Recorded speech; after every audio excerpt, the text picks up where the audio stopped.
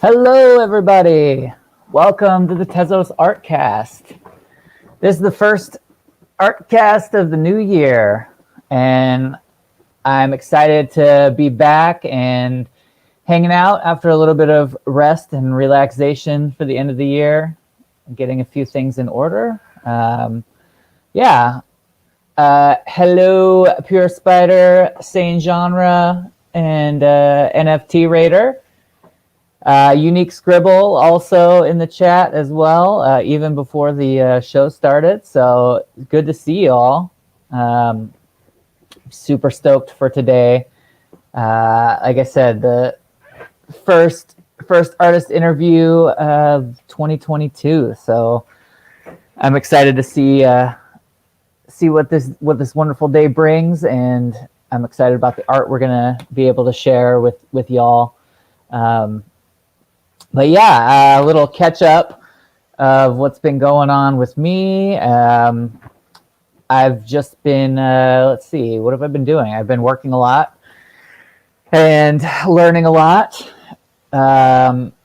Started participating the other day in January, which is a generative art prompt going on. I thought it was just like a cool hashtag thing, so I was on board, and then I started realizing that there was some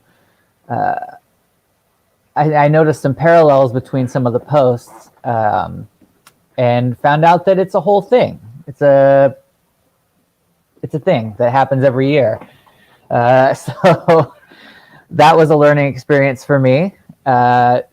So now I'm going to try and jump on board with participating in destroying a square today with code. So that should be fun. And also I'm learning a little bit about generative code through this, because a lot of these exercises will have links to artists, and this Sol LeWitt was pretty cool. Dynamic Eye Studios, what's up? Welcome.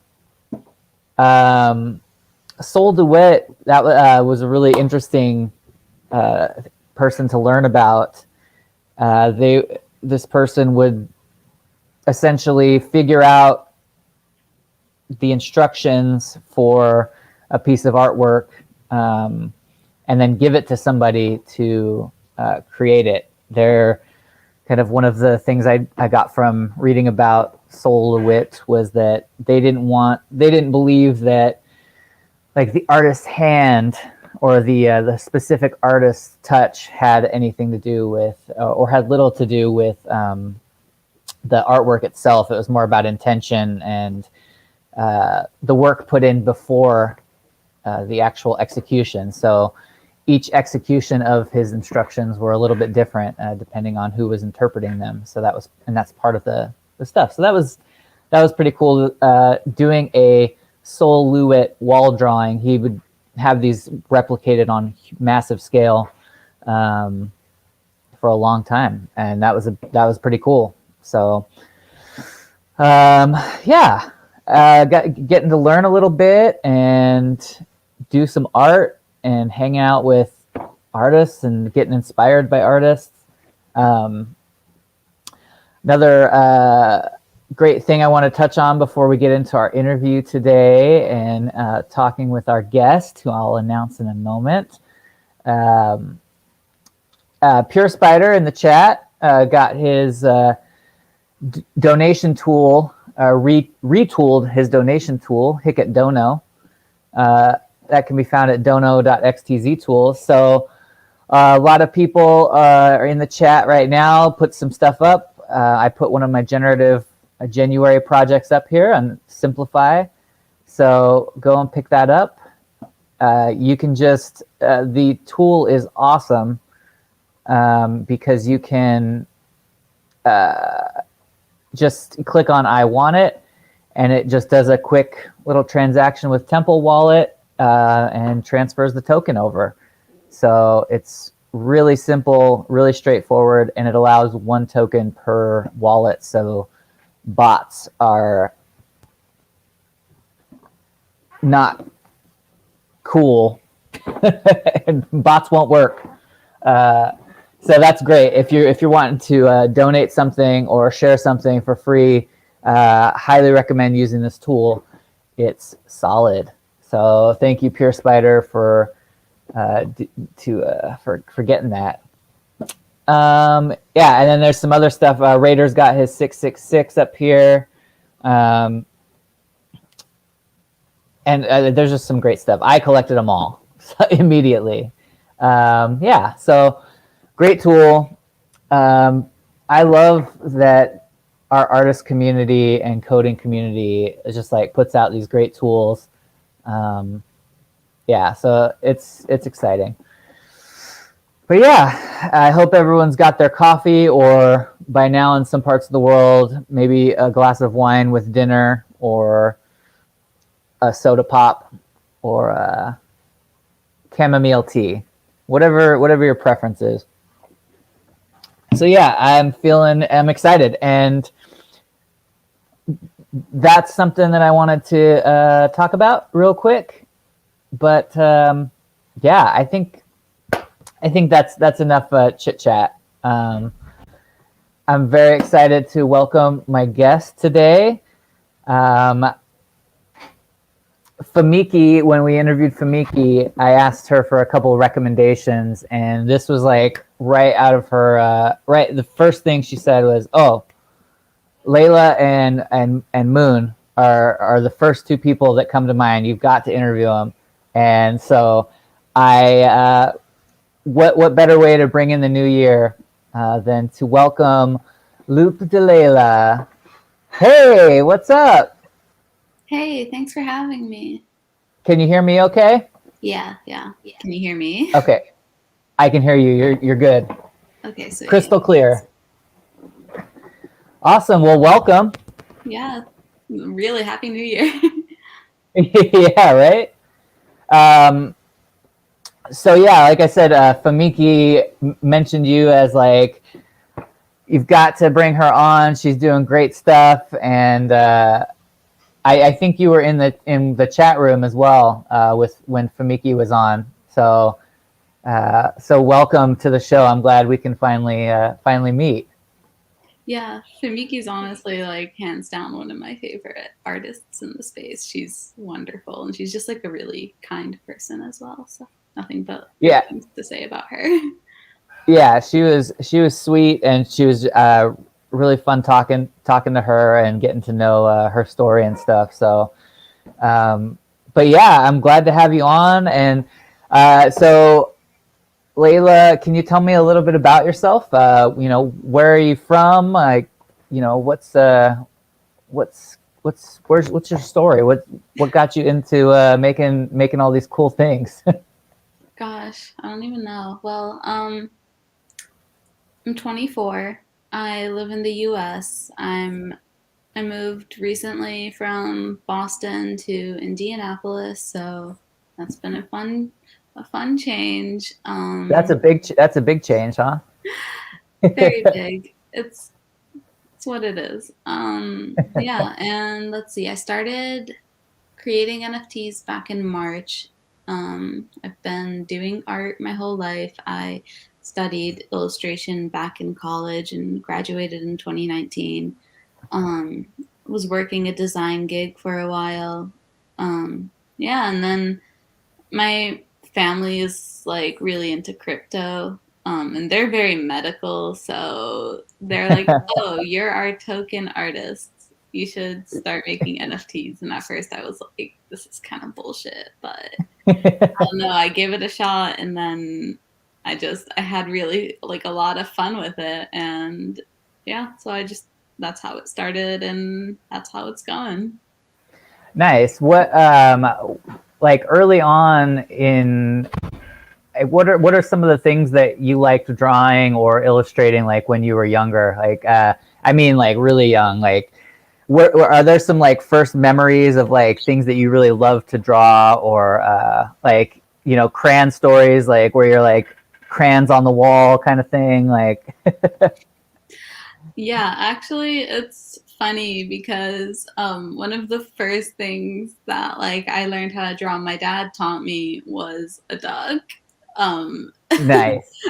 And I didn't even think about that. Like, I was just doodling one day, and I made a duck, and I was like, "That's a nice duck. Like, I'm just gonna like, what if I minted it?" And then I did, and then that whole series started. And like halfway through, I was like, "Shit! Like, I've been drawing ducks since I was a kid." And then the snail too.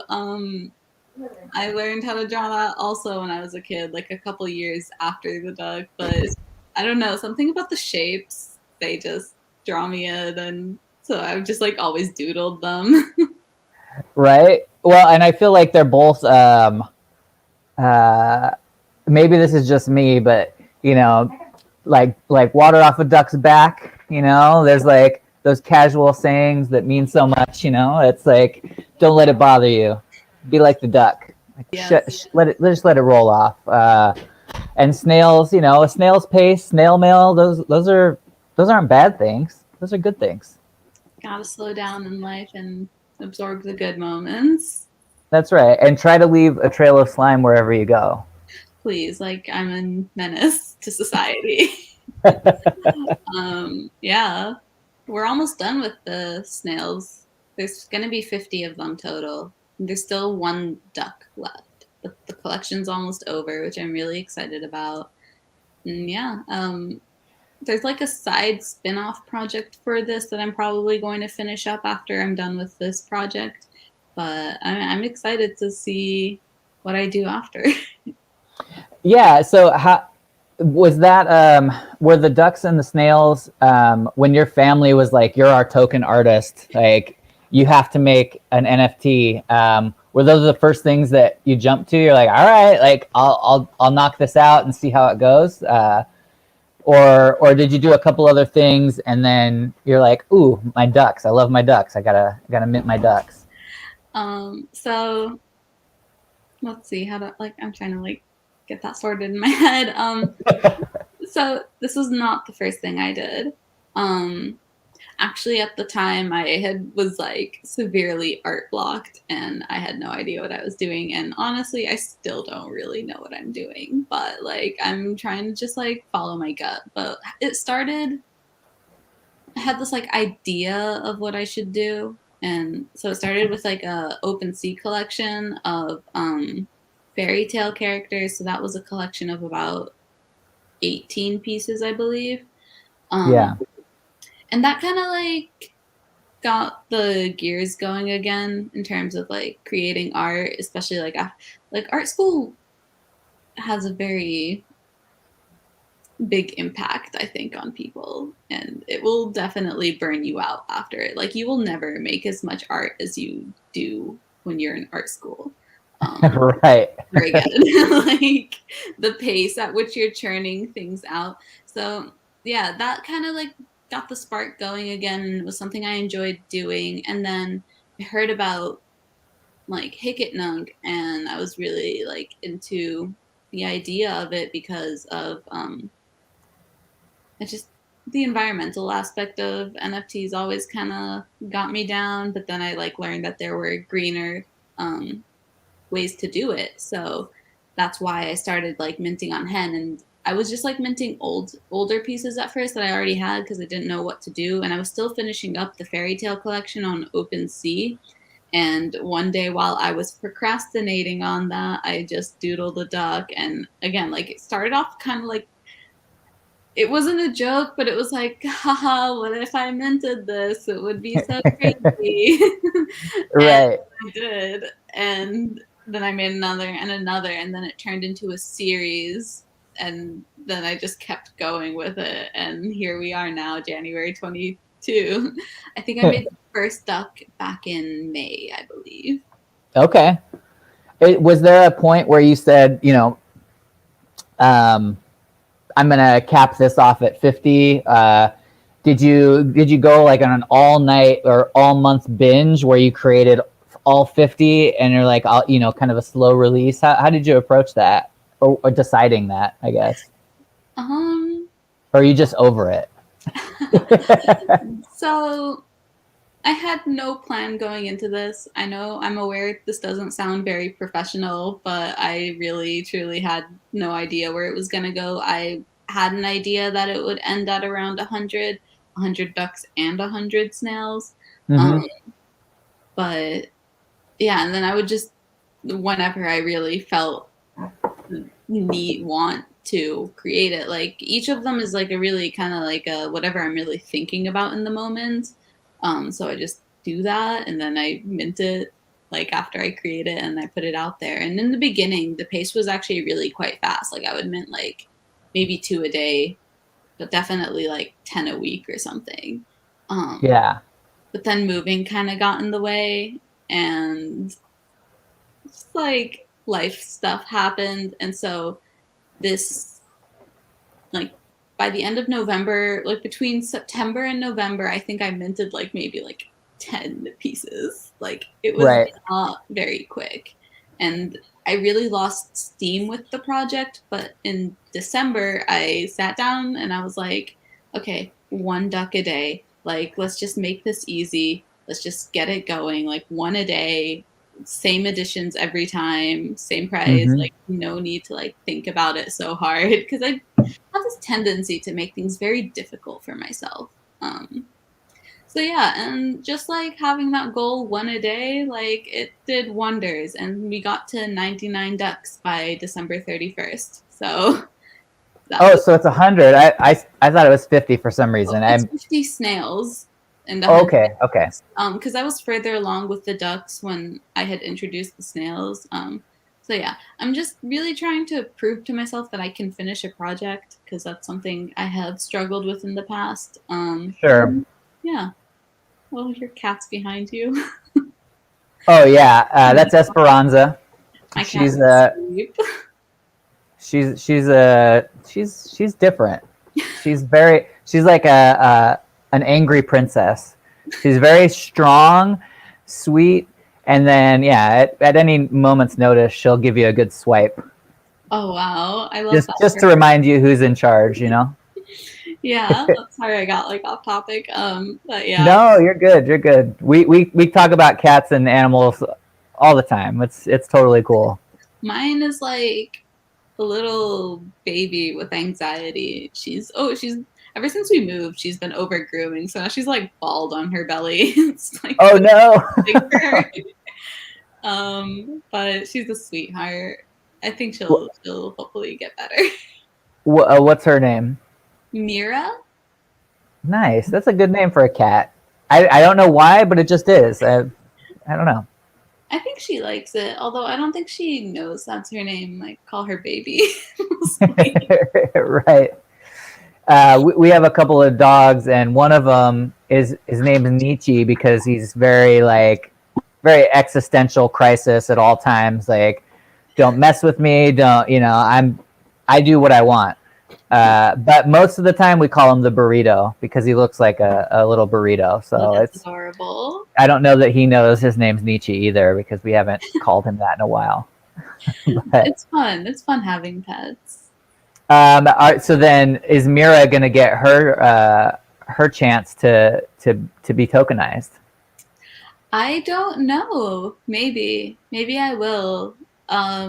She's 5 right now, so and I still like torture myself thinking about what's gonna happen when she's like really old.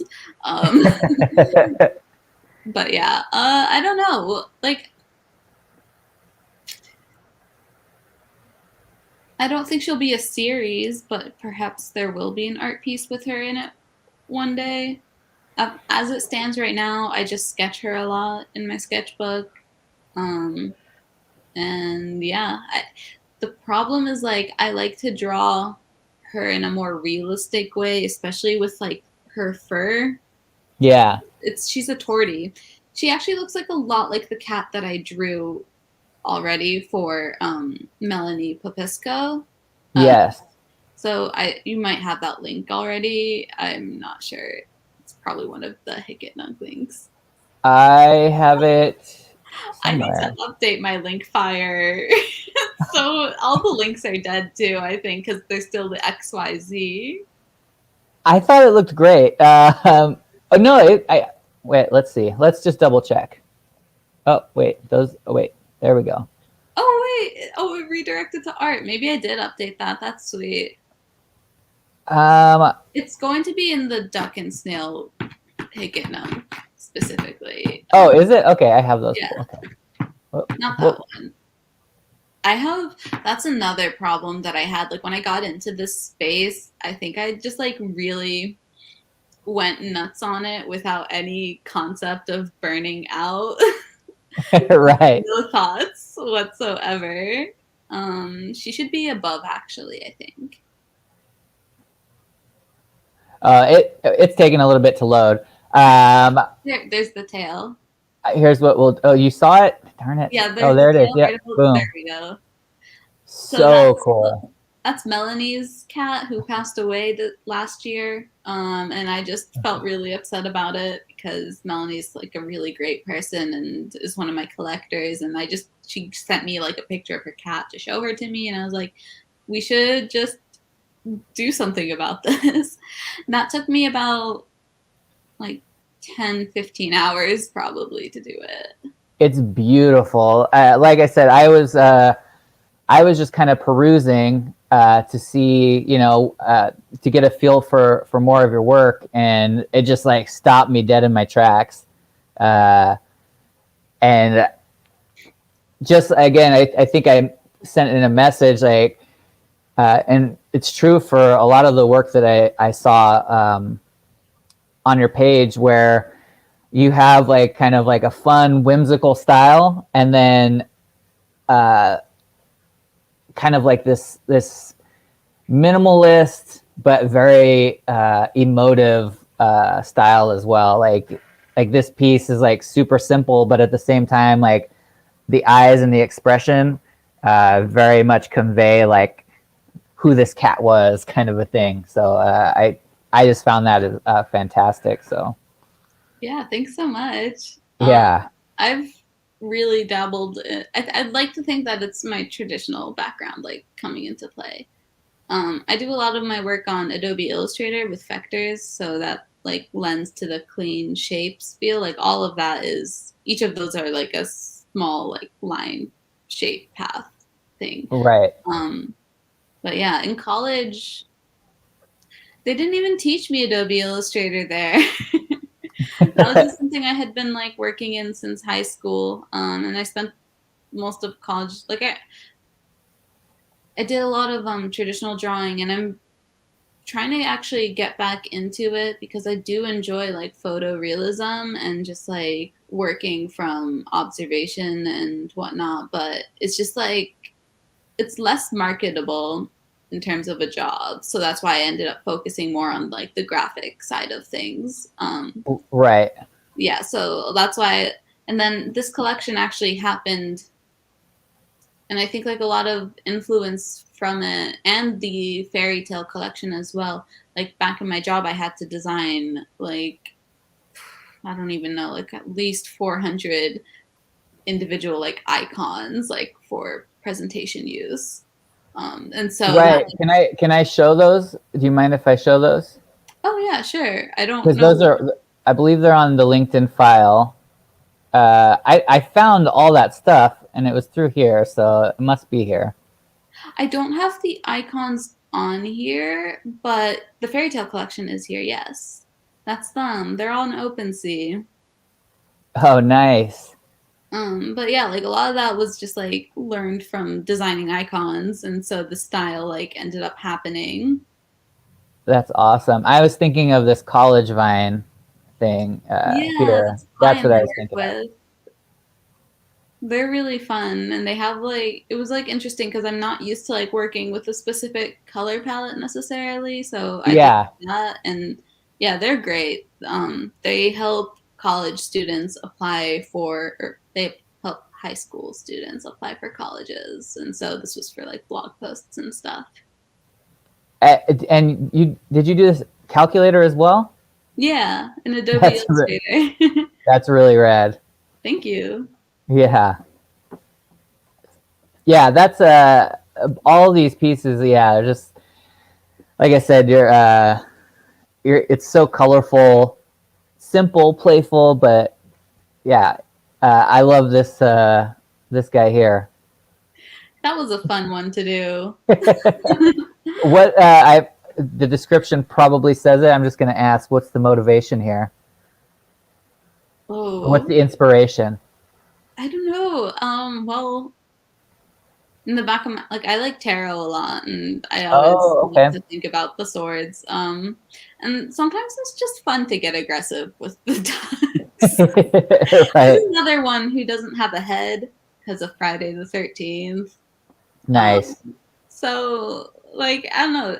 I feel like it's really fun to do like the more gory ones because they're very rare and people don't expect it from me necessarily. So right.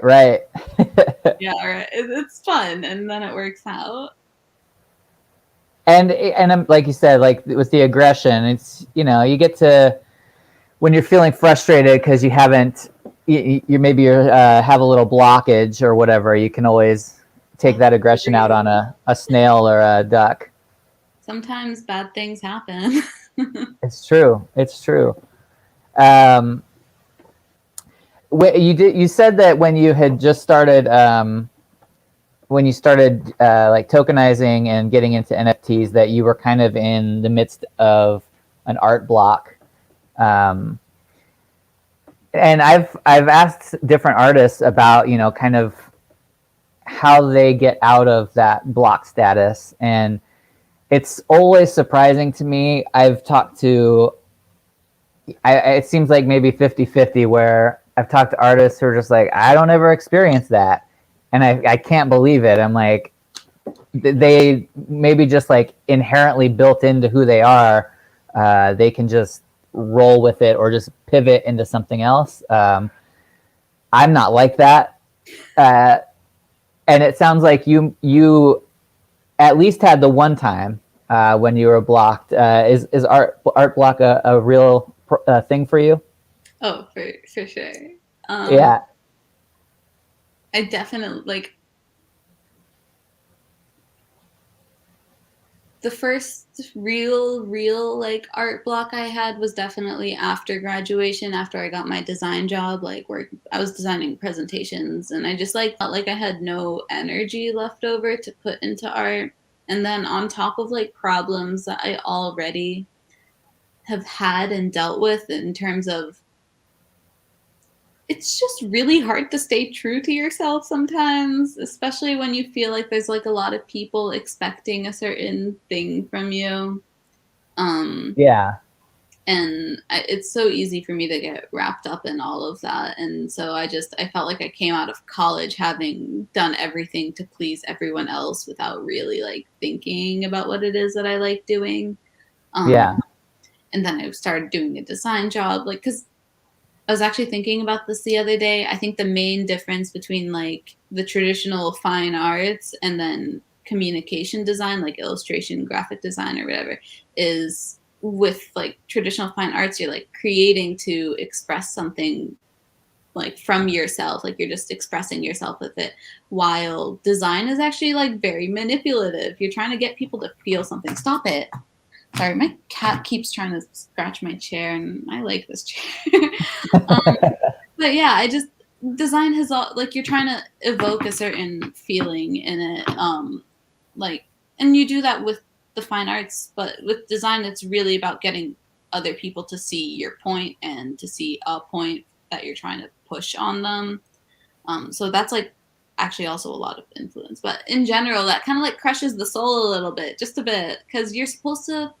Professors are always like, draw what you like and the client will like it. And it's like, I can draw what I like for the client, but I'm still doing it for someone else and in a way to get the audience or viewers to feel a certain way about it, instead of just saying, this is how I feel.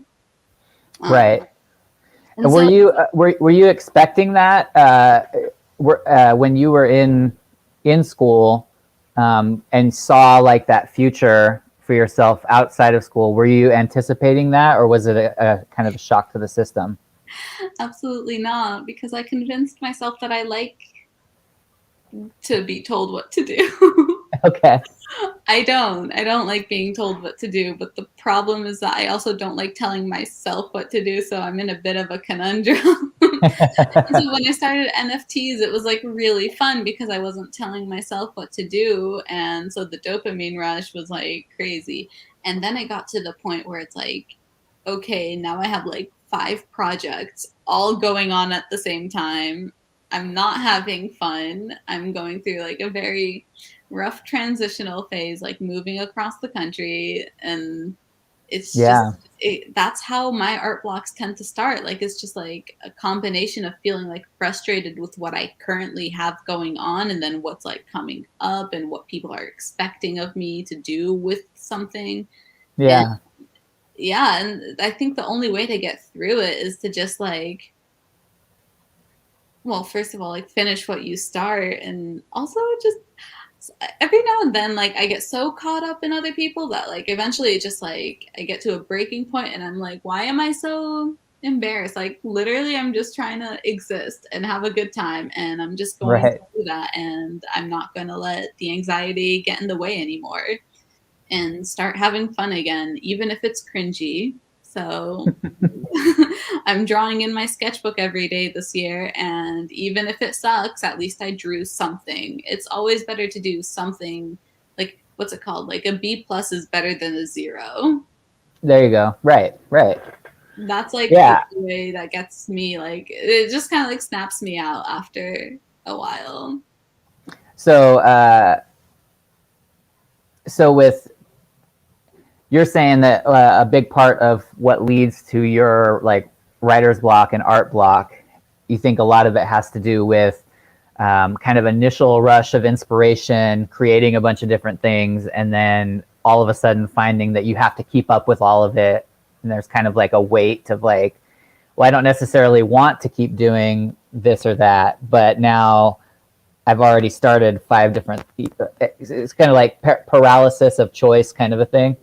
Yeah, it's a paralysis of choice. It's feeling self-conscious. It's not really, and sometimes it's just like I always find it so hard to believe that I have to like be myself. Like this is gonna sound like really like tragic, but it's like I have to be myself for my whole life, and everybody's going to know me as me. And so they're going to see my work and they're gonna be like, that's something she did. But this work is totally different than what I did in college. But do I show this work to people I knew in college? Unfortunately, I have a blockage there. I feel embarrassed. And Right. that's the embarrassment I'm trying to always, I always have, like, that's my journey. I need to overcome this like self-consciousness of being like known by people. And so I'm just gonna follow through. And there's like this pressure to like continue doing the same thing because everybody tells you like you need to market your brand, you need to do a certain like style forever. Right. Yeah. And it hurts because again, I have roots in like draw just landscapes and drawing still lifes. Like I love a good still life. There's nothing like that. So I don't know what I'm going. Oof, I really don't know. And that's actually where my alternative collection comes into play because that was done. This was before I started this like back in Boston. The collection, the ducks and snails were going well, but like I was just getting so, I was in like my own little box. So what I did is I started drawing on my trackpad in Photoshop. Because I like drawing with a mouse. And the pen is fine. I got an iPad, and it just hasn't felt the same as drawing with like a trackpad or a mouse. And yeah, so it just helped me really like loosen up. I was just drawing whatever I wanted to draw, seeing where the shapes took me, and it felt a lot more authentic. And so I think that's also a very like, that's one of the directions that I will be heading in after the ducks and snails are done. But there Yeah. will definitely still be more vector art for sure. Yeah. I think I saw the link to this collection, and I love this collection as well. It feels very like honest and just very there's kind of like a journaling almost, and kind of like all vulnerability, I guess. But the dual color palette too, like a very simple color palette, black and white or just monochrome is really cool too. So it's good to see that. Like you said, branding is such a huge thing for people. And I remember like the first time that I heard branding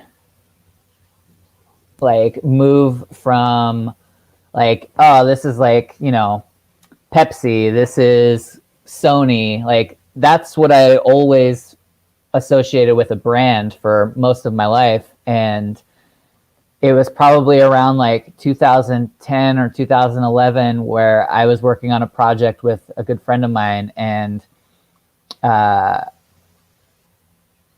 she had a manager who was helping her along, and he like was like, we need to work on your brand and who you are as a DJ, and work on branding. And it was the first time I had like started to see that like you as a person are a brand, like that message like being driven into people. And it was very especially at the time, because I was like seeing both sides of it, or whatever. It was like, what is this? It's like, what do you mean bottled water? Like, that's a weird thing. What do you mean like a personal brand? That just seems counterintuitive. But now that's like everything is like about being like having your personal brand. And and I think you described it really well as like being like kind of crushing and like sad. Like, I don't have to, I'm not just like one thing, an artist and a person is a very complex, it's more than just one thing. So trying to straddle like that line of, yeah, I don't know what I'm saying. I'm rambling, but. No, I totally get it. And it's really quite awkward because it's like, do I need to just like come up with pen names now? Like, if I did decide to like go into gallery work, like, how am I going to separate that from my design self? Do I need to separate it at all? And it's like, when I like am working on my website, I'm like, wow, I really want this to be really coherent and whatnot. So I took down a lot of pieces that I really do like. It's just they're like paintings or something like that. Right. And it's just, I think it's a living document. That's like why on Twitter, at the very least, I never created like, I think at the very beginning, I tried to like brand my Twitter as like my fairy tale collection. I was like, well, how long is this really like realistically going to last? And so I just like put my name. I was like, I'm the artist making these collections. I should at least be known for myself.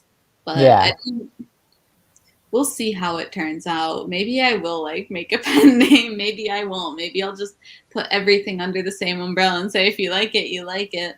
It's right. But it's one of those things also where it's like, I had a professor actually tell me if I couldn't find one style and stick to it, I was always going to remain sophomoric in my ability. Wow. Man.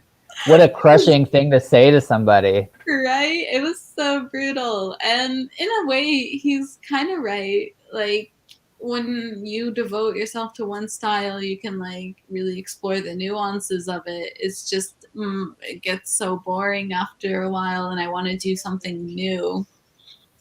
No matter what, at the end of the day, I have to like do what makes me happy, not what makes sense commercially. Sure. And I think another thing that a lot of people don't think about or anticipate is the fact that, you no matter what you try to do, you're going to change over time. And, but it feels like now, like you've done this really cool snail and duck series, which is like quirky and fun and just kind of like, it's silly. It's you. But so were, paintings that you did and illustrations that you did. Those are all parts of you. But, if you change, like tomorrow, you came out with, this new series, which is a little more serious, even though the illustration style is still like playful.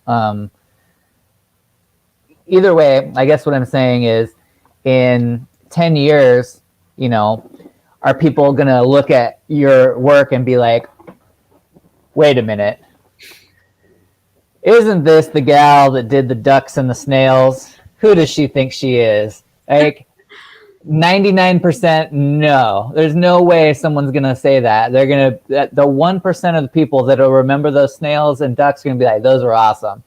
Or be like, wow, like, look at this evolution of a person.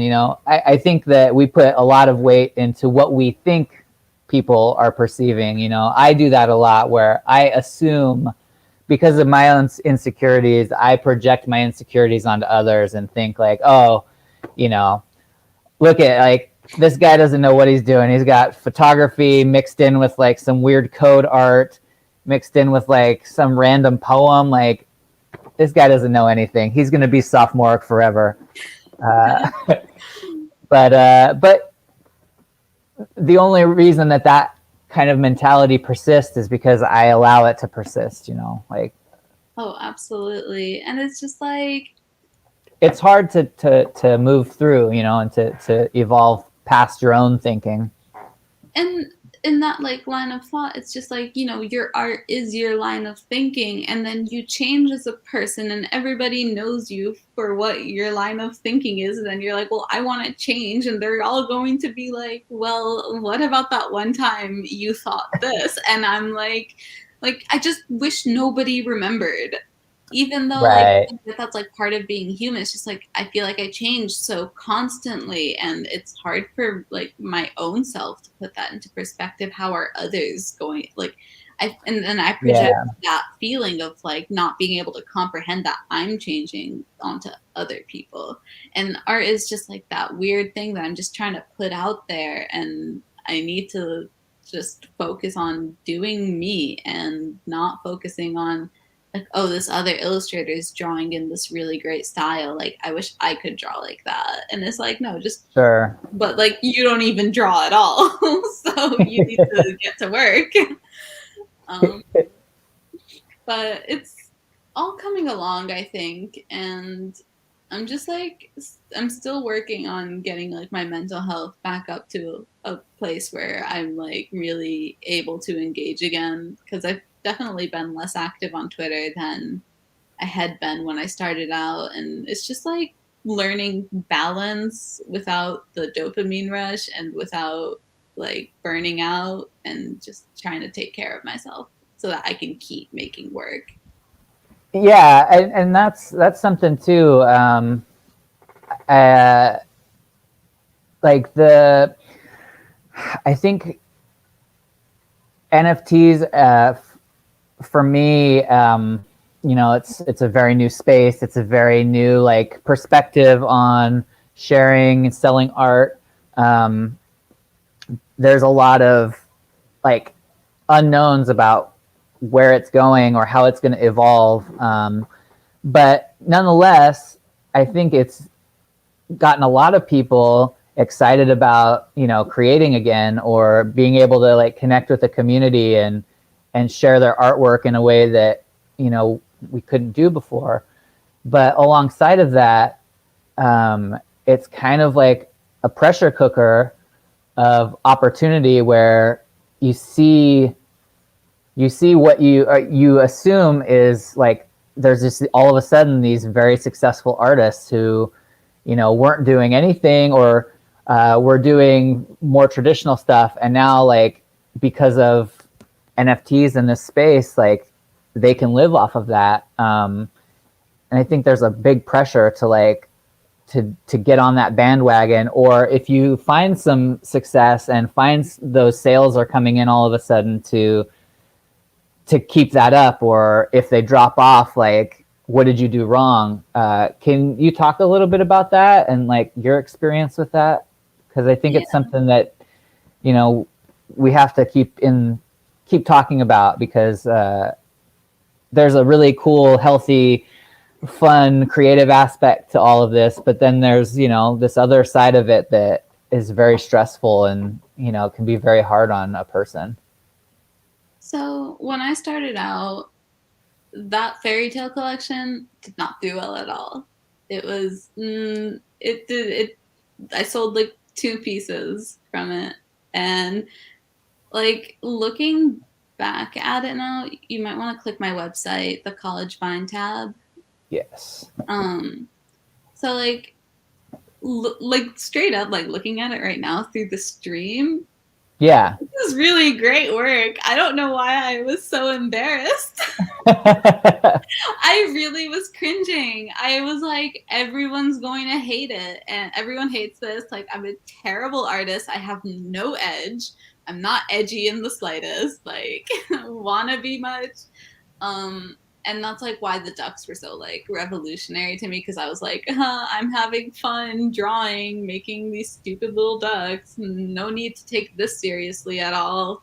And then Yeah. all of a sudden, like a week down the line or whatever, they started like getting really popular, and I made like a ton of sales off of the ducks and snails. And once that picked up speed, this collection sold out finally, because there were people on Ethereum who didn't work with Tezos and they wanted my work, so they found it on OpenSea and they bought it out, which was pretty like insane to me in my head, like how fast it all happened. And Yeah. at that point, like I had quit my job before I even knew this was going to take off, because it was making, I worked in litigation presentation design, so I made PowerPoints for the courtroom. Wow. It was not for me. Because I am a playful person. I like to have fun and with my work and whatnot, and it's just Was this poster on in your office at the litigation place that hang in there? No, but I really want to buy one for my apartment right now, like unironically. No, the worst thing is when I like was making fun, like I thought these were like funny ironically, but now I like unironically enjoy tacky motivational things. Like Yeah. I have this Miranda Cosgrove tapestry. It cracks me up and she keeps me going. So yeah. That's awesome. Yeah, and so this took off. This all was going really great. Sales were going really well. And unfortunately, And how did that make you feel at the time? Like I very mean, like manic. very what? Very manic, like just very euphoric. Like I was, again, I take too much pleasure from external validation. I would literally walk into therapy and I'd be like, guess what? I have 5,000 followers now. And he'd be like, good job. Wow. Are you being yourself? I'm like, who cares? He's like, Right. you want to one of the best things he said is like, you shouldn't like stress out about what you like, the brand you're putting out there, because at the end of the day, like you want people who want you for you, not for this image that you've cultivated. And if you're not having fun, like what's the point? If you're not Yeah, enjoying what you're absolutely. doing, why are you doing it? So that's like a very great process. Love it. There he is. Oh, there she is. She She's loves scratching me up scratching the at the. street.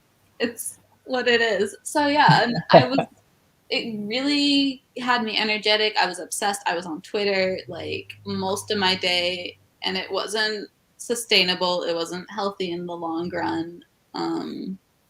I would, yeah, and it was just like a lot of energy went into there. And then I moved, and that was pretty. I don't know how deep I can go on this, but it's just, it was traumatic, and I ended up like taking a break, and then that momentum was incredibly hard to get back again, which is why it Sure. was so important for me to just like make a duck every day of December. Like I was just like, fuck it, like I don't care if it sells or not, like I just need to finish this project. Right. Yeah.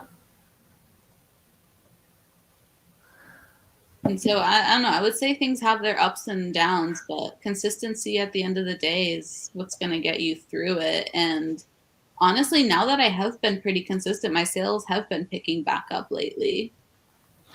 And for like for an artist who's maybe just coming into this space and trying to kind of establish themselves, what are some things that you would say to yourself back then that could maybe be helpful in helping people avoid like some of the super highs and super lows that you experienced? Definitely. Well, first of all, even though I would say that engaging with people on Twitter is really important, making friends, meeting them, even before you like really get your art out there. But like just like showing people that you're really involved in the space is a big step. But also I think advice I would give myself is probably I just know past me would like laugh at me for saying this. She would be like, "No, you're stupid." But really, like, you don't have to reply to everything. You don't. Unfortunately, my DMs have gone a little bit neglected these days, but I'm a lot happier now because I'm taking the time to like think about things and just reply when I'm like able to Sure. emotionally like be there. So it's just like not overextending myself like to every single person, even though I want to connect with everybody. I cannot like do that. Like imagine all these people, like when you're on Twitter, imagine all of those people were in your bedroom with you. It's a lot. Right. You need to take space for yourself and just remind yourself of what you want and what you want to do. Um, and just be there for others, but be there for yourself as well. Right. Yeah, absolutely. Absolutely. So like You have fun gotta with take care of yourself. have fun. Yeah, exactly. Have fun, but like don't neglect your own emotional like space and needs, which I did.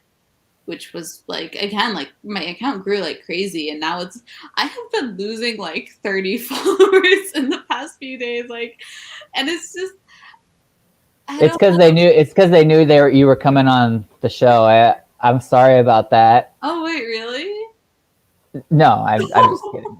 No, no, no. I'm being Well, self deprecation there a well, I little. don't even, and I can't find it in myself to like really like mind. It would be nice to hit 7K, but at the same time I'm like, if these people are unfollowing me because like my shit posts are getting too real or too cringy, like good, leave, because I know that there's always going to be people who do end up liking me for me and not just my work.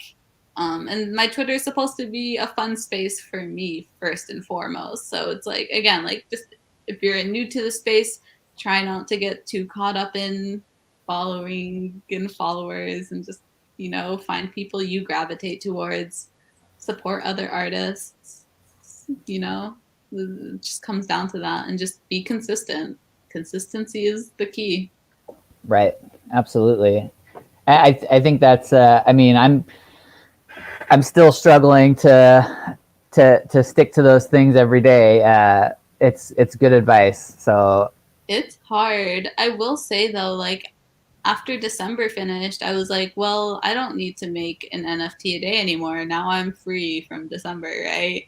But I found myself like still wanting to do it, even though I was like, okay, New Year's Day, I'm gonna take a break. I was like, I can make a snail. I can do this. And right.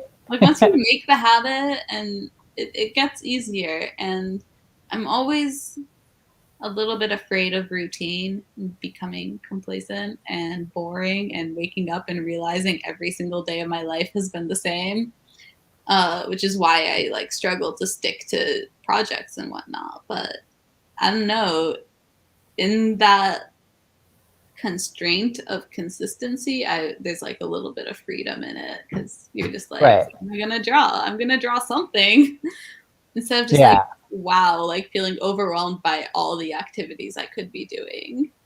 Sure. Sure. You've got like a North Star to guide you. Like you've got Yeah. all your choices that you could be getting caught up in, but you get a little bit of a. As long as I do that today, And I'll have done something. in that sense, like it kind of also relates back to styles because again, if I keep spreading myself thin trying to choose a style, I'm never going to get anywhere. Hence, I will remain sophomoric.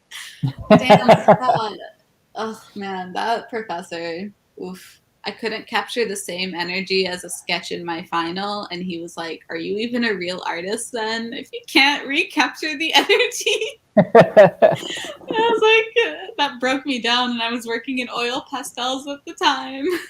So it's so funny. And we're all just people. We're all just trying to, grow. And it's nice to have something that you feel good at, but it's also nice to explore. So yeah, just consistency, but also exploring. It's crazy. I can't believe it's 2022. I know, it's nuts. Dynamic Eye Studio says, they invited all their Tezos Twitter Messenger group people. And why aren't you running these in parallel as a Twitter space? You could get so many more people listening. Oh, that's so true. Mm. Can you do that? Can you run it in parallel? I mean, I guess I never thought it would like. I didn't know if the audio would work for that kind of I would thing. assume that we would both have our phones, and maybe you would start the space, and I would be a co-host, and we would just leave our.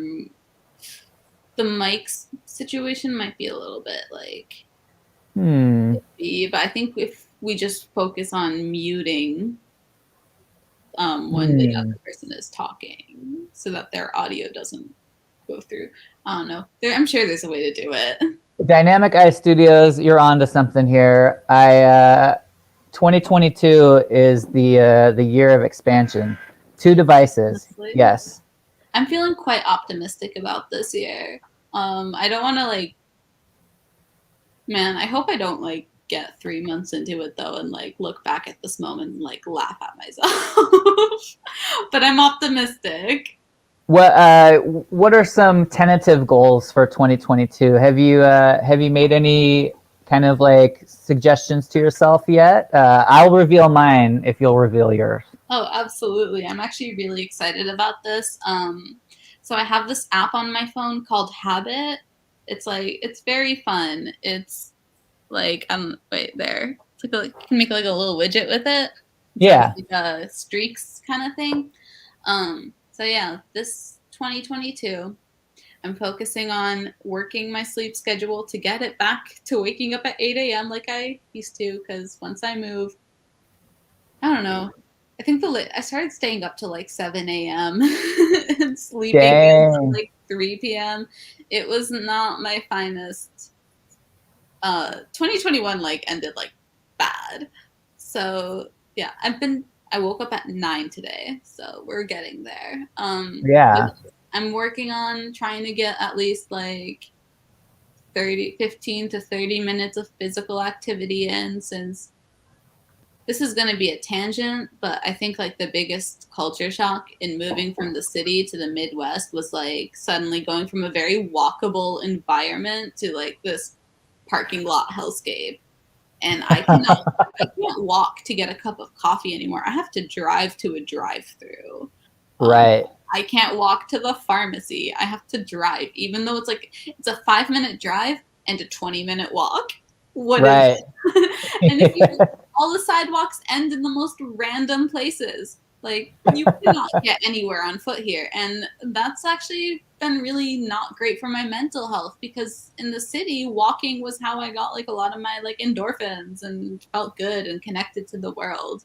So that's a goal I'm trying to get back. It's just like get physical like once a day.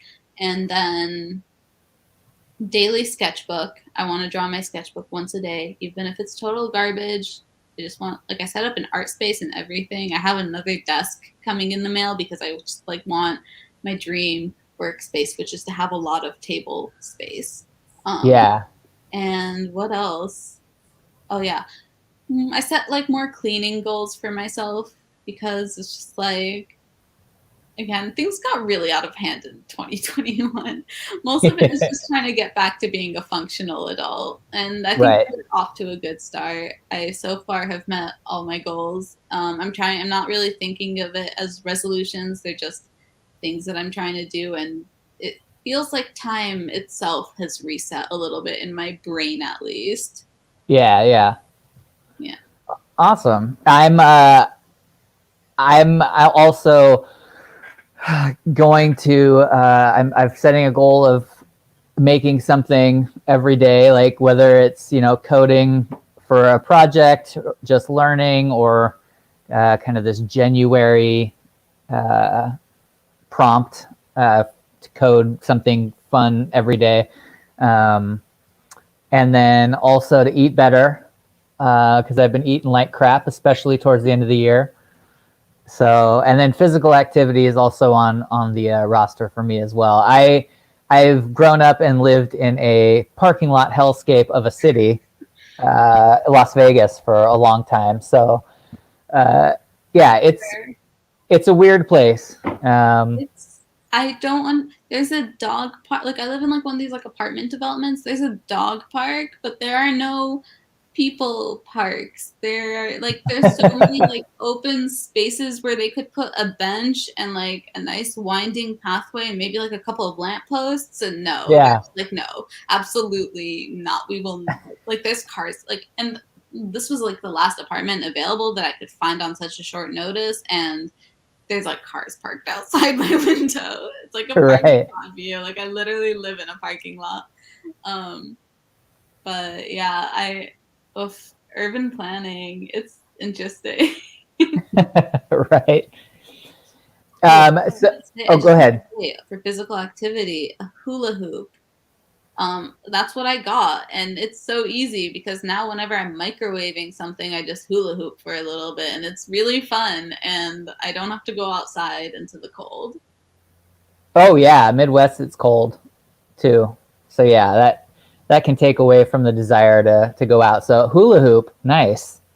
Right. And it works with your name too, LoopDeLaila. Oh my god, call me LoopDeLaila. Dynamic Eye Studio says, download Happy Cow for vegan restaurants to explore all over the world.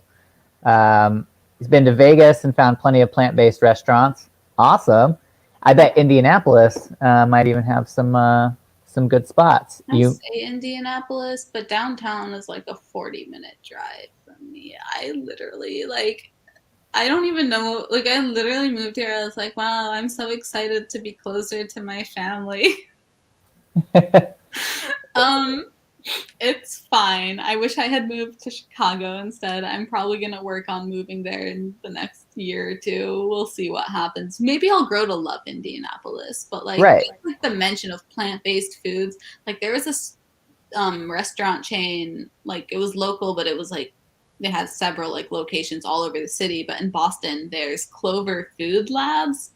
Hands down the best plant-based food I've ever had. Like all the produce is locally sourced and they have like these amazing like sweet potato salads and sandwiches and I love so much. I used to go there like so often and sure, like my bank account is doing better now, but like the lack of joy, it's not worth it. Take me back. Yeah. So also on that kind of moving and having kind of your world flipped upside down a little bit, you mentioned kind of sketching every day. Has all of this fed into the new collection, the off-brand drawings collection that you've got going and that you're starting on object.com?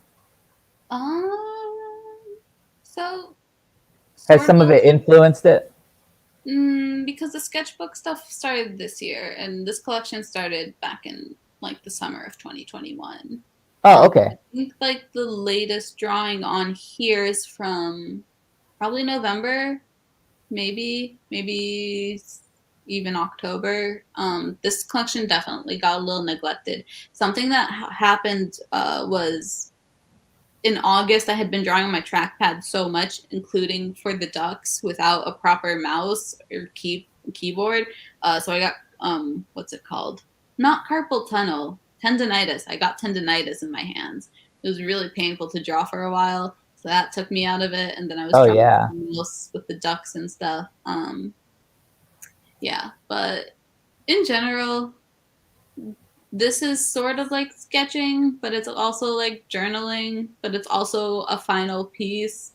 So my sketchbook is a lot dumber than this. I don't know how else to explain it, but it doesn't make sense. Sometimes I draw this character. A lot of the times it's more like the second piece where it's more like abstract, like these pieces, like a lot of like more just like doodling. I did this one on which is beautiful. That's gorgeous. Thank you, iPad. It's been fun with Procreate. I think like part of the reason I enjoy drawing with a mouse so much, though, is that I don't have to like. You're so limited with the movements. Mm-hmm. I don't have to stress about getting it perfect because there's really no way to get it perfect if you're drawing with a trackpad.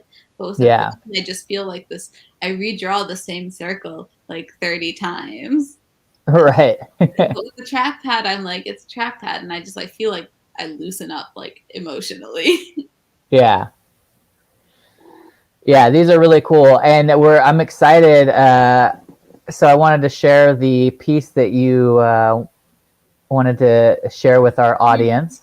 Yeah, I would see because I'm still after all that whole thing with the original Hicket Nunk went down. I wasn't really sure if Hen is dying or not, but the object number is going up a lot, so I'm assuming it's fine. Yeah, right. Hicketnunk.art, but it was just like really touch and go. So I was thinking about maybe just pushing this collection onto object.com. I think I just might mint it in multiple places, especially like I might try and put it on Ethereum as well. I'm not really sure. It would it's just so hard to plan out art projects, I feel, because so much of it just happens in like the emotional heat of the moment. And then Right. but also more advice I got from art school is that great artists don't wait for inspiration to strike. They are there every day, even if they're not feeling inspired. They're just making art. Like you shouldn't like it's great when inspiration does strike, but the real work is done when you don't want to work. Right. Yeah, I know that idea like definitely is true of like all of the creative stuff, like writing and stuff. That's something that I was always told is, you know, if you're writing every day, like you have to be, you got to be at your desk already in motion, and then like the muse happens to show up, and like you're already there and you're ready, so you don't have to like go and do anything. You know, if the muse angel shows up over your shoulder and you're in the work, then you just keep going and you get inspired. But Yeah. if you're in your bedroom, you know, watching Netflix, and the angel of the muse shows up, you gotta be like, oh man, that'd be cool. All right, is it worth getting up for? I better get up, and I gotta set up my art space. I'm And feeling so called out, honestly. That's yeah, truly, it's my biggest downfall. And which is why I'm like working on setting up my space where all my like part of like another problem is like when things are put away in their like spots, I forget they exist. Like my art I'm laughing because I'm totally identifying with it. So right. you're not alone in that problem. So that's why I bought a second. Like, okay, wait, I turned my dining table into my art desk. I'm waiting for another table that size to come in the mail. And then I have a desk in my bedroom. And it's just like, I just need so many workspaces, I'm realizing. Like, I just need surfaces where I can, like, put things and not have to put them away. And Right. it's been working out so far. There might be a way to, like, maybe these are like future goals, but to have a home setup where everything's a surface, and then there's like a channel cut through it all that you can walk through, but at any moment in time you could just stop and just exactly. do your thing. Like, I was literally just like thinking to myself, I'm like, what if I just had like 6 tables all in my dining room? It would Yeah. not flow very well, but yeah. Like honestly, I will say though, like sometimes I feel like I'm like copping out, like because I'm like, oh, I can't work because like my house isn't set up the way I like it. But environment really has so much of an impact on us, especially if you like work at home. And like I hated how my furniture was set up, and I was like, what am I gonna do? And I didn't feel like I'm one person. I could not move all my furniture by myself and then just keep rearranging it until I got it how I liked. So Right. I I've been playing Sims 4 lately, which is also that's another story. But I remade my apartment in The Sims, and I first put all the furniture that I have the way it was. And then I was like, okay, let's maximize the space. So I rearranged things, and then that's how I figured out I could get a second table into the dining room by like Nice. shifting some things around. I changed the orientation of my like living room, so that space feels like a lot like better. And I think my cat is happier. Like maybe she'll grow her fur back. She's Yeah. so bald. You know, it'll take a minute, you know, for her to get settled in, but she will eventually. It's been a couple months, and maybe it'll take a while longer. Maybe it's just like too many moves. I adopted her in 2021, I think. No, 2020, because it was like October, and then we spent 21 together. But she was 4 years old at the time, and so she already left her home there to a new apartment. Right. And then a year later, I moved her all the way to Indiana. Like, who does that? So yeah, maybe it is just a lot on her. Either way, the vet prescribed her Xanax. So all right. She'll be okay, I think. She's That's right. purring in my lap right now. Right? She's happy. Honestly. So this piece, Therapy Works. It's so hard being me.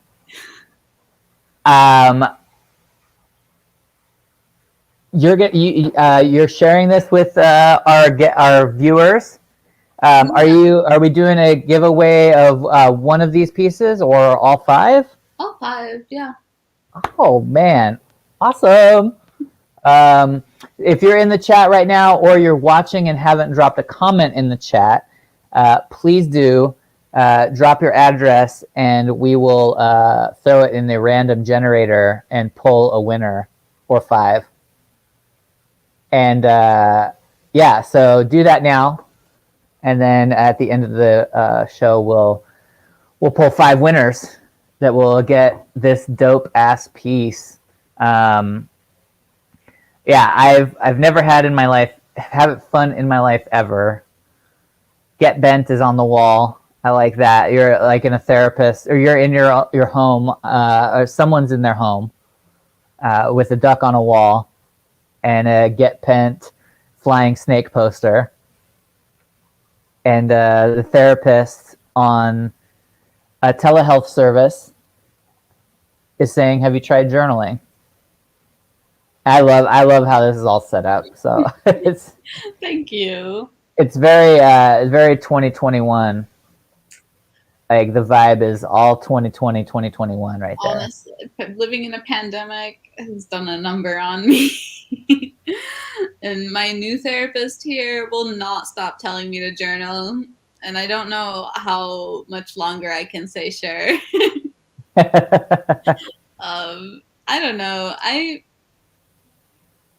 I'm learning that journaling doesn't have to necessarily be all like writing your feelings out, and it can be drawing. It's just like whenever somebody says to journal, I just like get this idea of like, dear diary, I'm so unlovable and like sick of my like being. Like, can someone like end it? Like I couldn't. It's so melodramatic.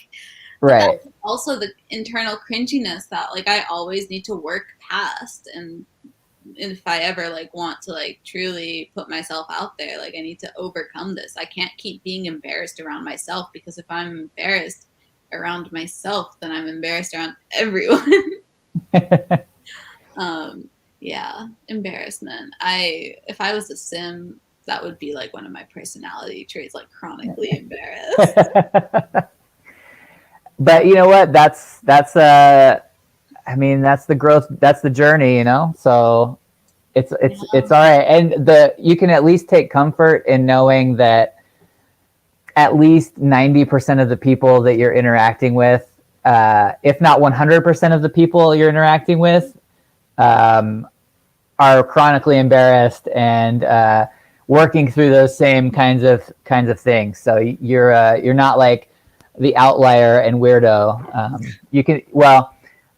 I take weirdo as a good thing, so that's probably not the best word to use. If you're a weirdo, you're good in my book, but you know, pretty weird. So I think we're on a good page. But Yeah. I truly think every day I overcome embarrassment a little bit. Just making a Twitter to begin with already heaps like forward. Like I'm much different than I was in 2019, which is really great. Yeah. Progress is progress. That's right. That's right. So at this point, I want to give you a chance. If we didn't touch on anything or something that you wanted to touch on, like a future project or anything coming up, I want to make sure you have time to do that. Otherwise, we're going to pivot into some exploration of some art on Hicket Nunk or some of these other marketplaces. And you're welcome to stick around for that. Or I know, you're busy creating and doing your thing. So, if you need to go, I totally understand. We've been chatting for a while. So, yeah, is there anything you wanted to make sure we covered before we kind of pivot into a different part of the show? Oh, absolutely. This was really great, and thanks for having me and like letting me talk about how hard it is to be me. Yeah, this was awesome, and I'm really excited to see who else you have in 2022 come on here, and maybe you'll get Twitter Spaces running. Yeah, that would be really nice to be able to kind of connect to multiple services. Like the streaming was new to me this year, so that was a big deal to get it going in the first place for me. But yeah, it would be cool to connect with Twitter Spaces too. That'd be fun. Sure. I am going to head off now. I have an appointment in like half an hour, so this was really awesome, and I can't believe we've been talking this long.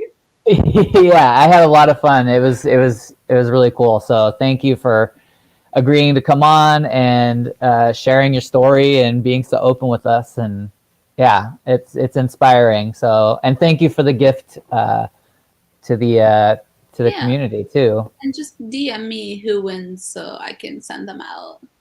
Okay, for sure. Awesome. I will. Thank you, everybody. Thank you, Okay. Sandra and NFT Raider. Bye. Thank you. Bye. Awesome. Well, that was fun. You know what? We've got 5 people right now. I think we might have just 5 people that let's figure this out real quick. Here we got the let me shrink myself. NFT Raider, another wallet, another wonderful tool from the community. All right.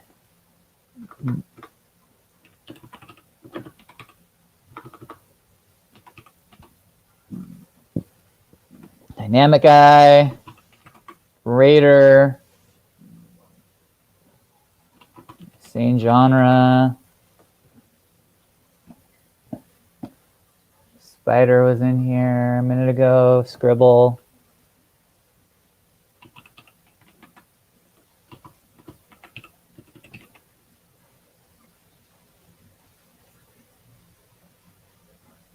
You know what? We got 5. I don't think I'm missing anybody. 1, 2, 3, 4, 5. Unique. Dynamic Eye, NFT Raider, Sane Genre, Pure Spider, Scribble. 5 is alive. Everybody gets one. I'll make sure these all get over to Layla. All these addresses. So yeah, you all are winners of this piece here from LoopDeLaila. Therapy works. It's so hard being me. Awesome. Hey, congratulations to all the winners. If you're looking for a cool raffler, you can import wallet IDs here and shuffle a winner. And then you can import or take that and send it over to the batch filter and helper here to send things out. So yeah, you guys are all winners this year. So that's rad. That was a really fun talk. I just love this. I love this new collection. I love the ducks and everything too. This is so fun. So I'll put up. Bleh, I meant to do this while we were talking, but I was just wrapped up. You can check out follow Layla on Twitter at LoopDeLaila. Also, if you want to get to the kind of her linkfire, linkfire.com, LoopDeLaila, as well as hicketnunk.art/LoopDeLaila, and Layla DeLoop for her alternative collection. But I would just suggest going to Twitter, and you'll find all that stuff there. Yeah, I'm really excited about this year. It's been a lot of fun being able to, God, what a year. I mean, everybody that's been in the chat today, I can say I'm super stoked to have come across, whether we're talking regularly or kind of like just keeping in touch, popping in here and there, retweeting, liking, buying, whatever. I really appreciate you all. This has been a really cool project to be a part of and to see grow. And I only hope I can keep pushing through and grow it further to kind of expose more people to your work, to what we're all doing through Tezos. And honestly, wherever this all goes, I'm stoked to know so many creative people from this world. So I wanted to share some of the things that we found in the exploration, the most recent exploration on the website. We found some cool stuff. Barbara Brazina, that reminds me, her photography is just off the charts. I have a 2020 Tez. That's right, Sane. I'm hoping to get more of my text interviews down, maybe even find some guest writers to do some of these reviews and stuff. Maybe fill out the content a little more. It's not necessary, but it would be interesting to see that happen. So if anyone has an interest in kind of writing about some art and stuff, love to have some people on board to do that and to grow outside of my little one or two people sphere. But a lot of projects going on. So Barbara Brazina, I have on my list of text interviews. Beautiful artist out of Brazil. Thought-provoking work, and just like, this is so dark and just, I don't know, something about it I saw and I love. Earhole, Bite More Shit. This was so cool. I think we found this all on the Artcast. So this has like a very postcard-like feel, and I don't know if you all saw The Lighthouse, but that was one of my favorite movies of 2019, I guess it is now. Jeez, that's just nuts. Digital Noise Frontier, VRR, Red 3. This was something, I think I found this on Reddit. Let's check it out real quick.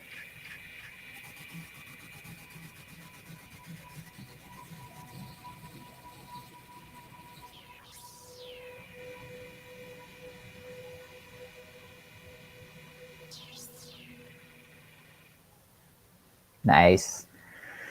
I'm looking forward to seeing more audio-visual stuff, generative stuff. Exposante Fixe, probably said that terribly. Convulsive Beauty 17.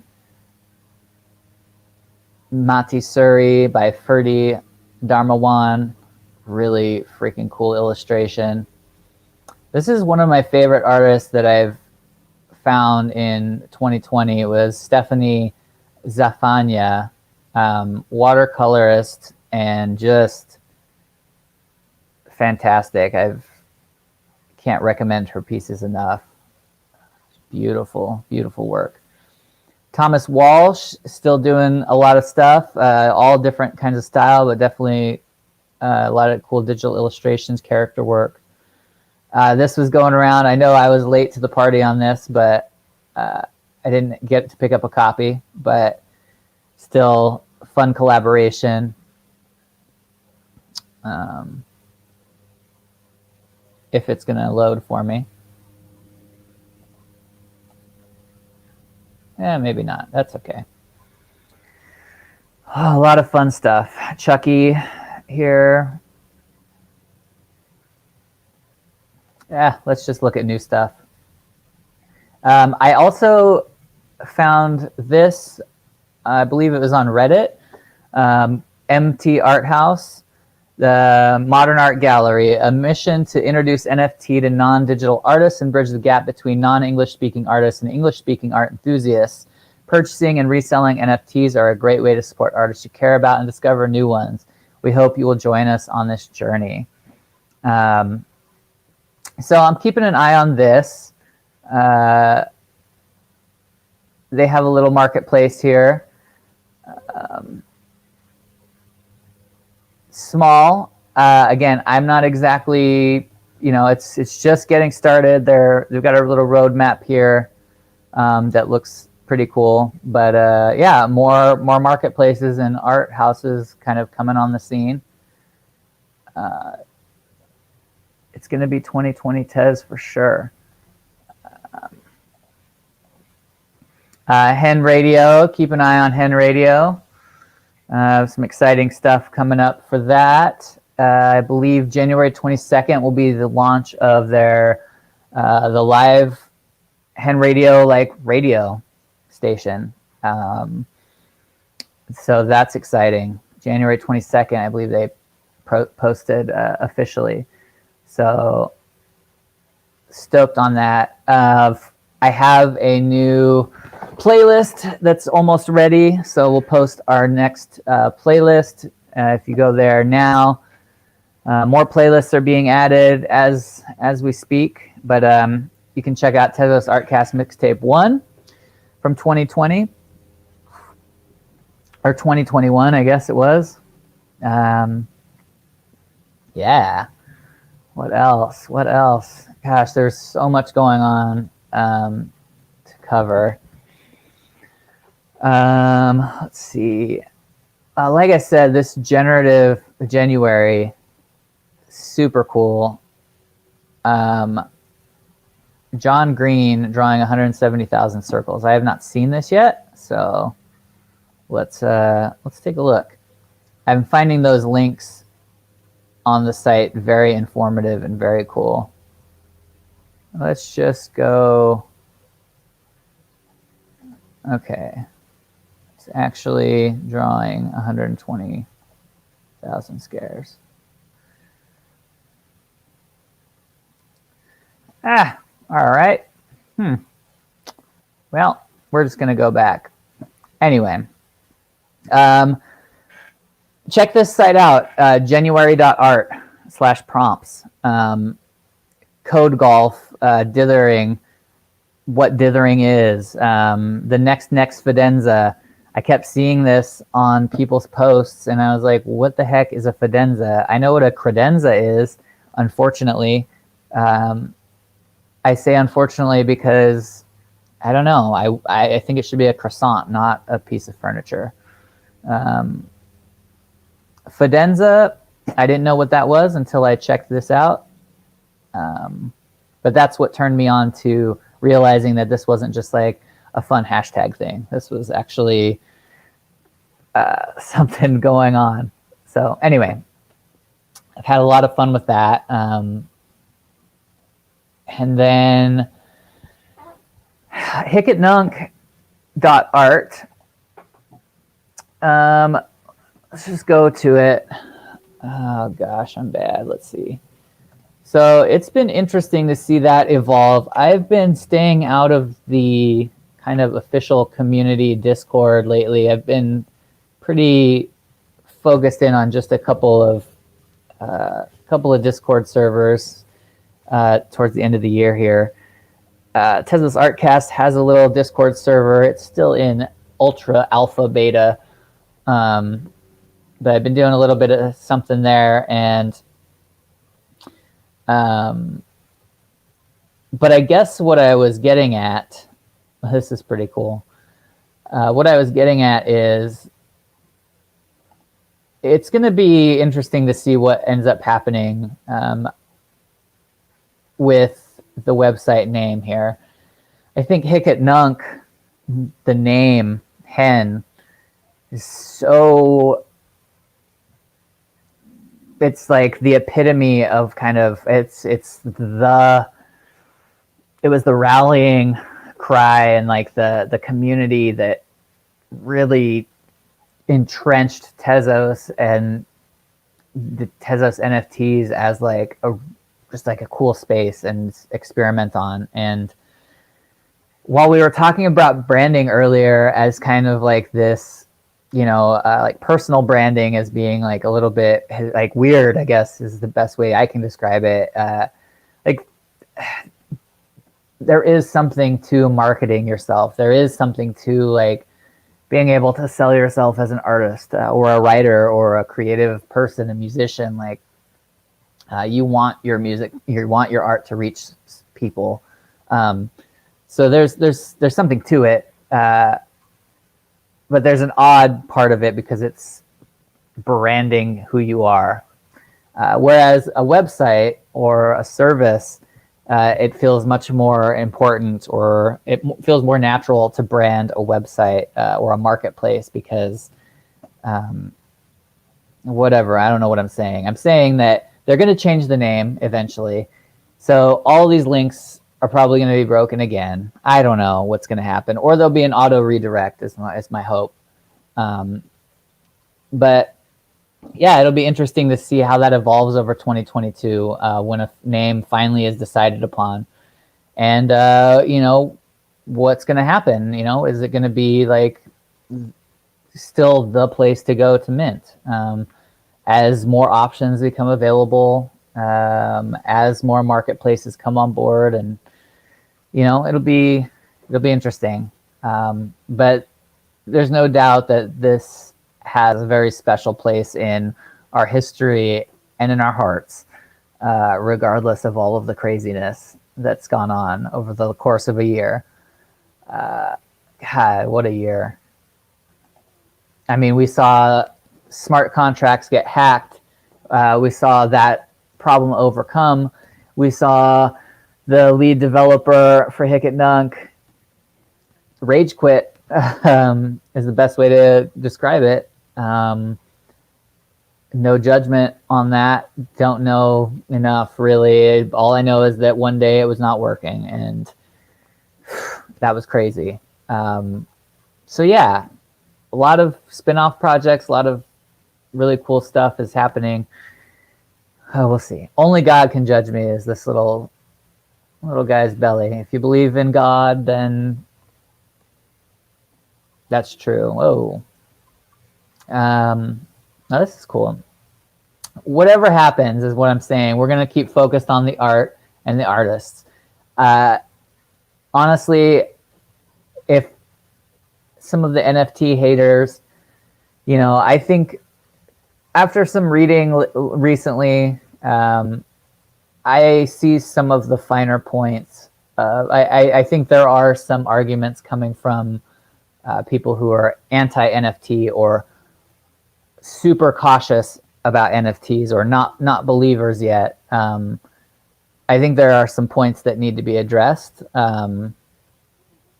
That they have decent points about the future of NFTs and how it's all playing out, that are worth looking into and worth solving, problems that are worth being solved.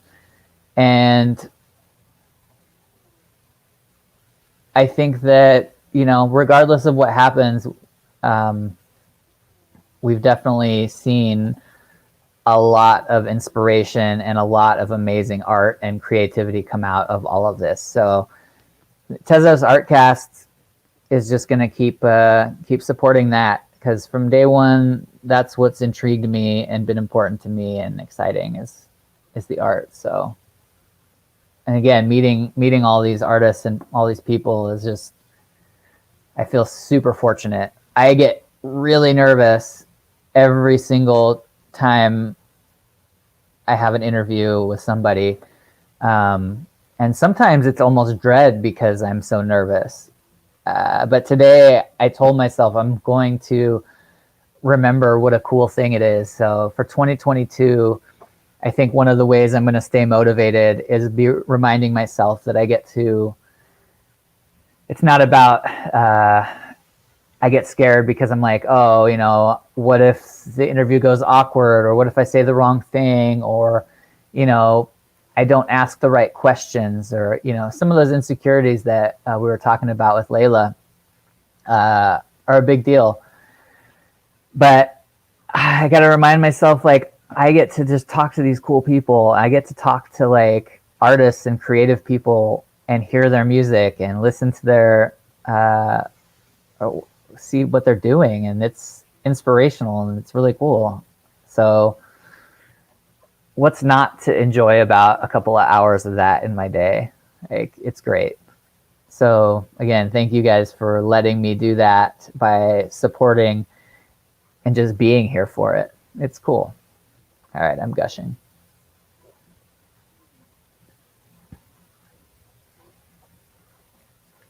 I love these. I don't know if that's... What would you even say that? Why would you even say that about me? Say what? That I like Luigi more than Mario? You're dead to me. Third and last image of the collection, perfectly stupid machine. Monochrome photography, dark. Huh.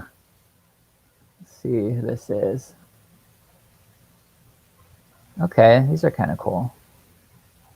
Let's see if there's anything linked to it.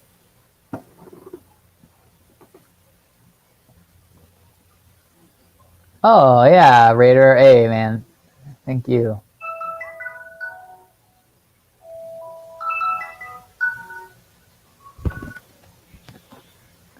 Okay, Nicholas. Let's look at your profile here. Collected Dance NFT. Good morning. Okay.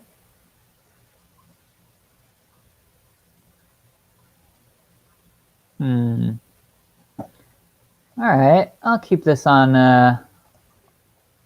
lock. We'll bookmark that and check it out. There's some links there. That's good. I like when it's linky.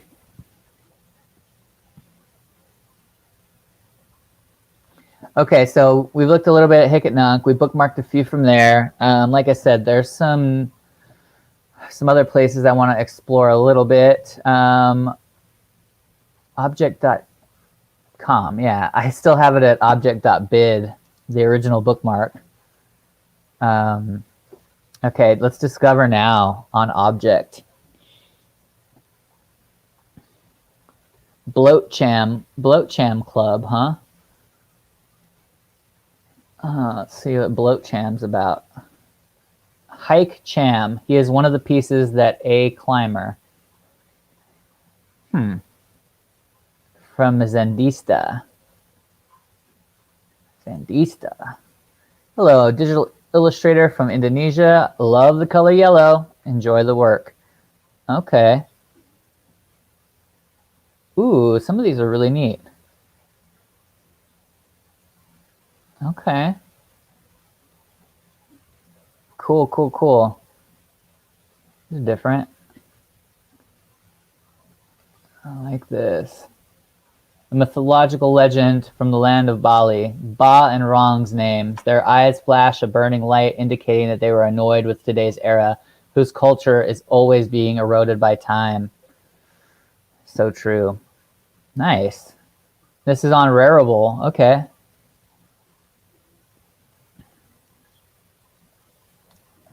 It's part of the Rareable collection. Oh, man. DeFi D. Okay, that's cool, but I don't want to get into another profile pic thing. Oh, I'm so, man. I'm profile picked out. So many profile pics projects. Yeah, this cool stuff. Nice one, Zendista. Okay, come on. Where are we at? Let's search. Let's look for something fun, different. Let's see what we can find.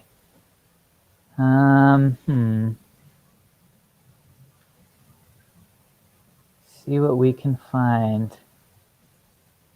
Not newest. Let's randomize it. Oh, no, not randomize. No, I don't want to look at that. Explore. I know what we're going to do. Let's just go to 5. Oh, boobs in here. Certain slant of light. Okay, let's check out this piece. And this piece.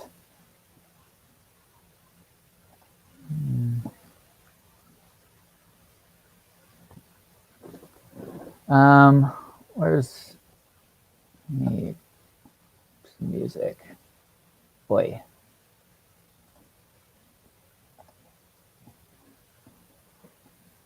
Oh, this piece.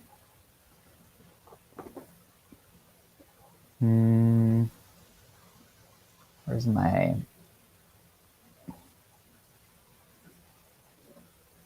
No.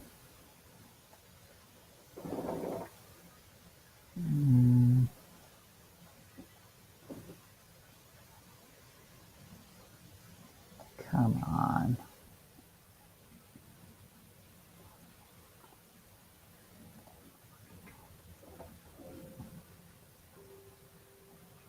All right, back to it.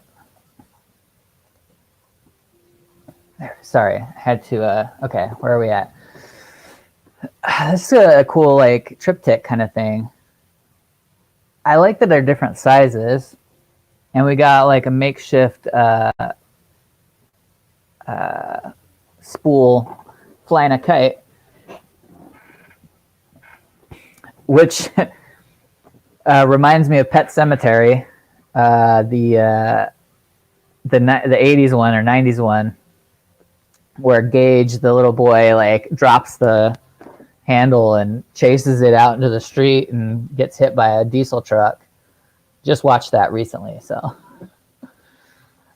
that's why that came to mind. Otherwise, it's a light and inspiring, light and happy kind of thing. My very first created NFT, one of my sketched heads. Oh, cool. See a Genesis. Right on, right on. One of one. Morning Burn. Reaching for life, reaching to life. 35 millimeter Lomo red scale. That's the film being used. Lomography, red scale. This type of film, it gives this reddish tint and reddish hue to it. Very cool. LDMJ, LDJML. We're gonna look him up because I like film photography a lot. So see if I can find any.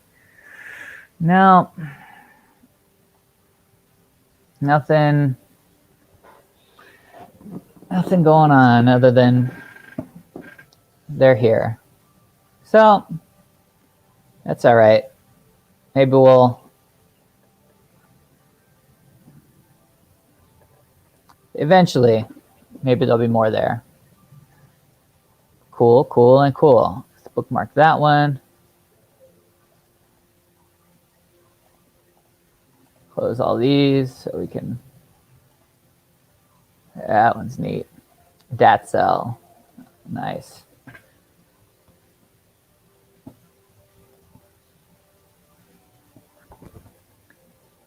Tezos MetaPass. Lovely.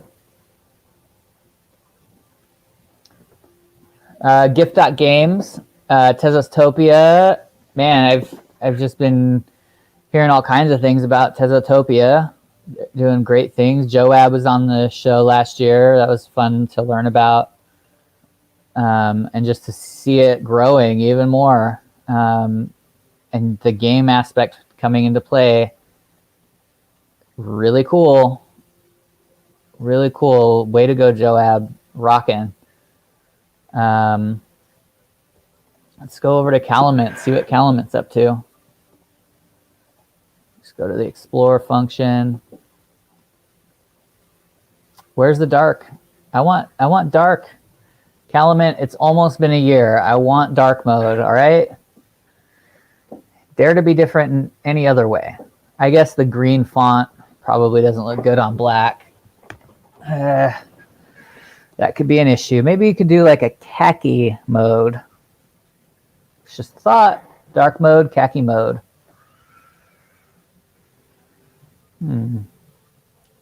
This looks nice. I'm into it. See if it'll actually, okay, good. It opens up a new window. Middle click button, another thing I learned in 2021. Dutch pour painting. Cool, yeah, pour painting.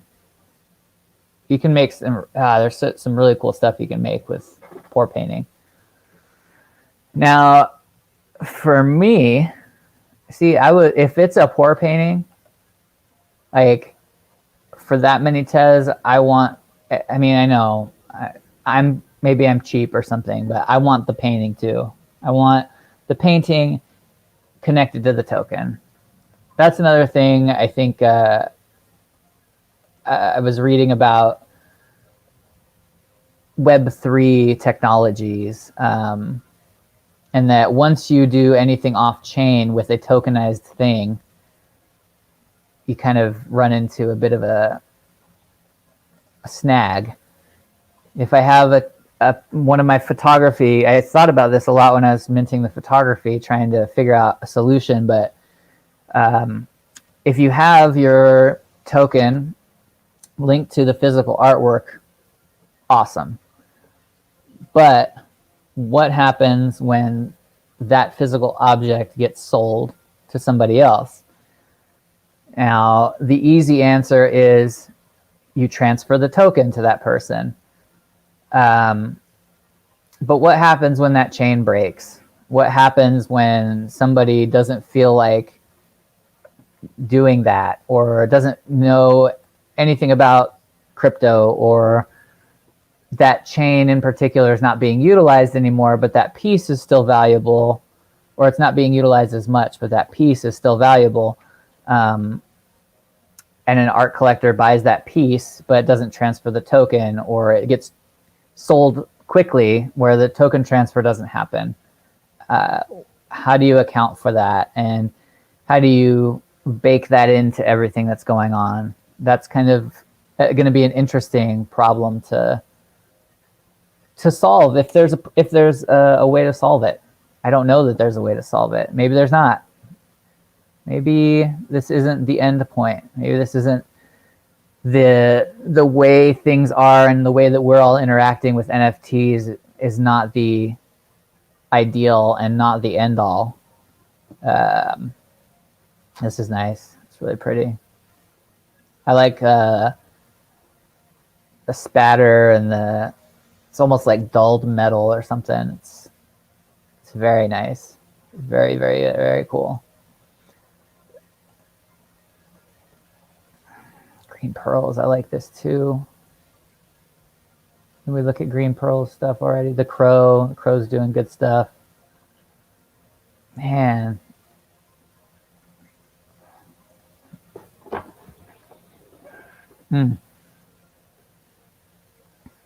The color's bleeding right out of her eyes in green, chrome green. That's really neat. Look and feel.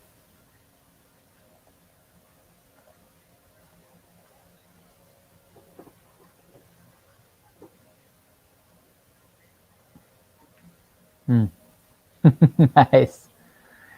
Meta Jedi Luke.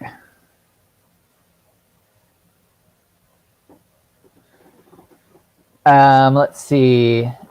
Oh, who do we have on next week? Oh, crap. I think... so next week, let me just tease it here. I'm pretty sure I'm excited about this. I'm excited about every one of them, but I'm going to say it every time. I'm excited about next week.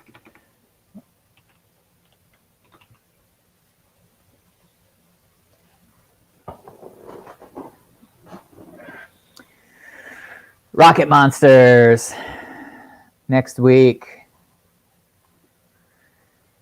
Going to learn more about this business. I'm stoked. I've been excited ever since I saw Rocket Monster Foods. I think that was the first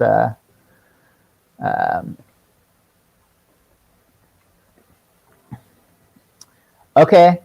I'm glad that I brought it up because I like hearing responses. So I was talking about the physical token problem. And Sane Genre has got a good idea here. With one physical, it's hard, but like a print system where print purchase is linked to owning the token, and every sale updates the metadata of total physical prints. Sort of like a semi-open series, but controlled by owners, not artists. Got it. Yeah, see, okay. There's, there's... We just have to think outside the box and kind of shape the system, shape what it becomes, right? That's the hard part about all of this, but also the exciting part. I talked about that before, about living in Vegas, and I used to be a big proponent of, like, you know, if you've moved to Vegas to join an arts scene, like, you're going to be really disappointed and bummed out and hate it here. If you're moving to Vegas to try to, you know, if you're moving to Vegas and are willing to make things happen, and if you see a void, if you're willing to do the work to fill it, you'll be much happier here, because that's where you're going to find a more happy place in Las Vegas, is being able to create the culture. And I think that's true of a lot of spaces that are newer, is that, you know, you got to create the spaces that you don't see in the world, make the change and all that stuff. Be the change. So yeah, that's the exciting part about this space. You can be the change that you want to see. You get to make the stuff happen. Sean Lawn, I want to have him on soon, because I was stoked when I found his work, and he's moved over. I think he's still minting on Hen, but he's doing these kind of one-of-one special collections on Calumet, and I just love his illustration. I love his illustrative style, and I'm glad that I found some of his pieces, Hicket Nunk, early on. So definitely worth checking out, Sean Lawn. I'll pick one of these to bookmark.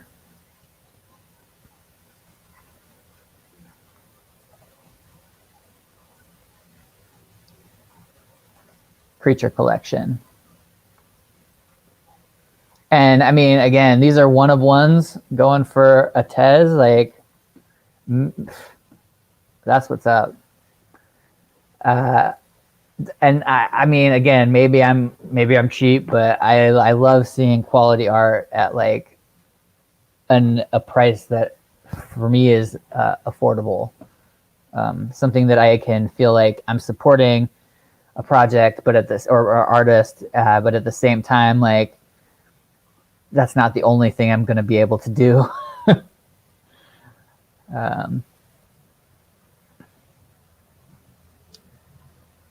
Awesome. So many cool things going on. All right.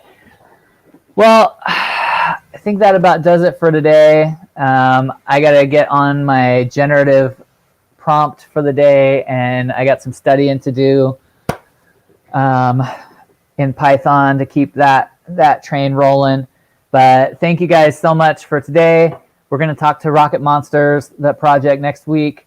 So tune in, and yeah, maybe that'll be the time. Maybe we can get Twitter Spaces going on that. I appreciate you guys' input, and yeah, you rock. You are all awesome. Thank you for watching, whether it's now or later in the future, and we'll see you next time, next week.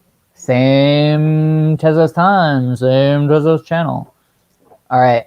Peace and Happy New Year, y'all. Stoked to be starting the new year out with you. Talk to you soon. Peace, love, and art.